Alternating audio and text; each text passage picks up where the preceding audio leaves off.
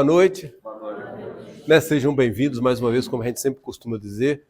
Obrigado pela presença daqueles que estão nos conhecendo o trabalho hoje e daqueles que já são filhos, diletos, irmãos em caminhada e já frequentam a nossa assistência.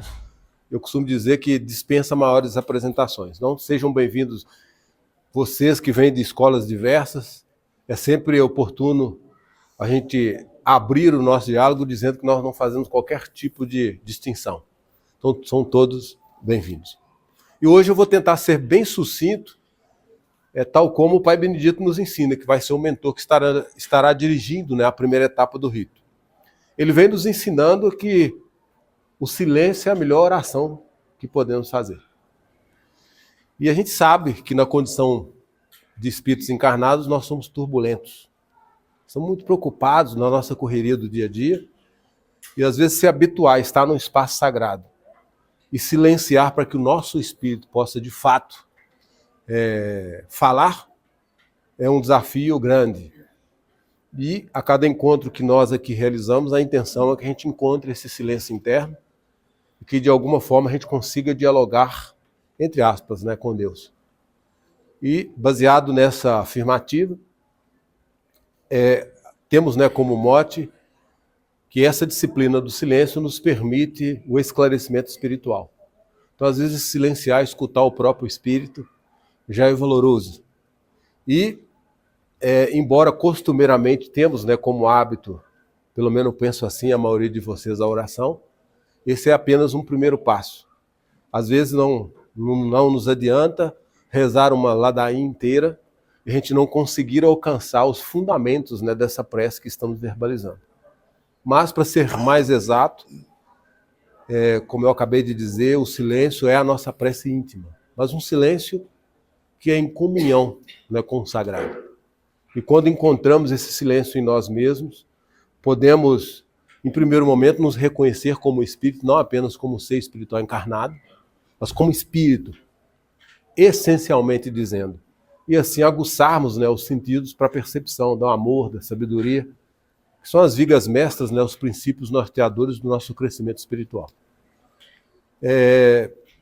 Ao longo desses anos, temos também aprendido com os mentores que a cada conversa no pé de ouvido, e hoje vai ser muito típica essa afirmativa, que a gente vai conversar com esses ancestrais, que a gente chama de pretos velhos, pretas velhas, ou pais velhos, ou mães velhas, como nós costumamos dizer. E ali, na conversa no pé de ouvido, nós vamos dialogar com os vovôs e com as vovós. E o que é importante? A gente não ter vergonha de conversar com alguém que está além da nossa percepção material.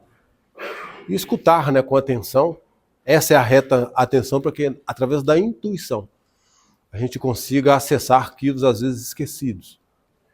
E os mentores têm essa capacidade de mexer com o nosso interior e nos permitir visualizar às vezes aquilo esquecido ao longo das eras.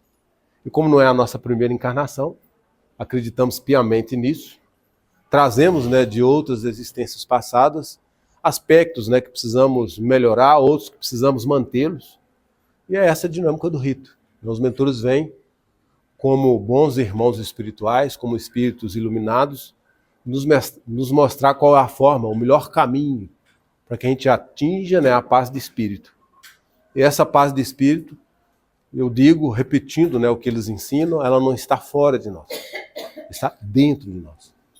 E a cada conversa que nós temos com esses ancestrais, sejam a criança, o caboclo, ou como exemplo de hoje o pai velho, a gente tem essa oportunidade de dialogar com a nossa própria essência. Então é isso que vai acontecer. Eu costumo dizer que essa é uma brincadeira que eu faço, já venho fazendo há bastante tempo.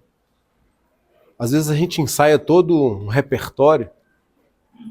Antes de sair de casa, colocamos em mente, a gente já cria todo um roteiro, vou chegar perto do preto velho, vou falar isso, vou falar aquilo, vou perguntar disso, vou perguntar daquilo, vou perguntar como é que estão os meus parentes desencarnados. A gente cria um roteiro. Estou dizendo que seja exatamente esse, mas cada um de nós chegamos a um ambiente como estamos hoje com um propósito. Muitas vezes a curiosidade. E aí preparamos todo esse roteiro, esse repertório, aí chegamos de frente do mentor, parece que a gente entra num processo de estátua. a gente não lembra o que a gente programou para falar, dá um branco, parece que a gente fica extasiado, né, com a energia que envolve esses mentores, e aí, num ato talvez até de simplicidade ou de vergonha, a gente diz para eles, não, eu prefiro ouvir. E aí eles, com muita sapiência, muita sabedoria, nos dão o norte para que a gente possa, às vezes, reiniciar um processo de aprendizado, às vezes para corrigir outros, né, que a gente acha que está certo. Então são nessas conversas que nós vamos aprendendo no nosso dia a dia. É isso que eu torço para que todos vocês alcancem hoje. E o grande desafio, né, que eu acredito que não seja só nós de que estamos aqui no compromisso da mediunidade, mas também de vocês, né, que integram a nossa comunidade terreiro, que é sair daqui melhor do que chegar. Se isso não acontecer, é porque teve alguma coisa que não ficou bem esclarecida e precisamos insistir. Inclusive existe um ponto, né, que nós cantamos na terça, aproveito a oportunidade para convidar vocês também para conhecer o trabalho, que é um ponto de Ogum, né, como o senhor das demandas internas e externas, na simbologia da espada e do escudo. Ele vai dizer, né, quando Ogum partiu para a guerra, ele mandou orar. Só que esse orar não é ficar esperando. É ter um propósito firme e saber qual é o local, qual é o objetivo que precisa ser alcançado. E às vezes a gente se perde nesse caminho. Então é importante a gente lembrar que muitas das recomendações que serão dadas aqui hoje vai passar pelo critério da confiança de vocês. De colocar em prática ou não. Mas eu costumo sempre afirmar e dizer, né, que o benefício da dúvida é de vocês. Nós vamos fazer o melhor que podemos, como intermediário desse plano espiritual. Nós somos só um mediador. Então, vamos ceder a nossa matéria física, como médiuns, para que esses comunicadores do além possam trazer a palavra amiga a vocês. Então, essa é a nossa função. Podem ter certeza que nós nos preparamos ao longo desses 15 dias para oferecer o melhor que nós temos. E esperamos de vocês que vocês também recebam da espiritualidade o melhor que eles podem oferecer.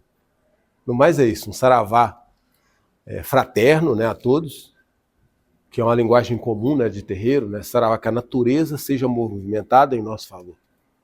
E essa natureza ela pode ter uma interpretação objetiva ou subjetiva. Mas eu gosto muito do comprimento esotérico da Umbanda, né, Ara Nauan. Ara de luz, Nauan de bênçãos, bênçãos de luz. É o que eu desejo a vocês e espero que a espiritualidade possa carreá-los desse axé. No mais, aproveitem o rito e voltem quantas vezes quiserem, né? Esse é o nosso objetivo.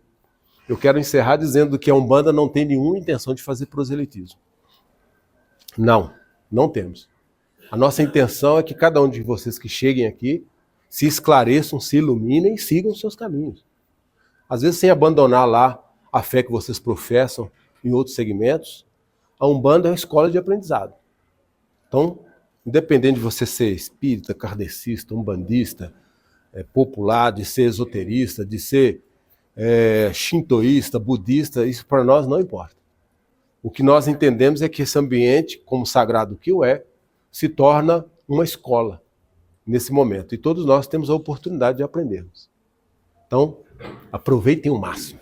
Né? No mais é isso, vamos ao nosso rito, sem mais delongas. Hoje eu falei do silêncio e começo a falar demais. Aí não dá certo, né? Saravá.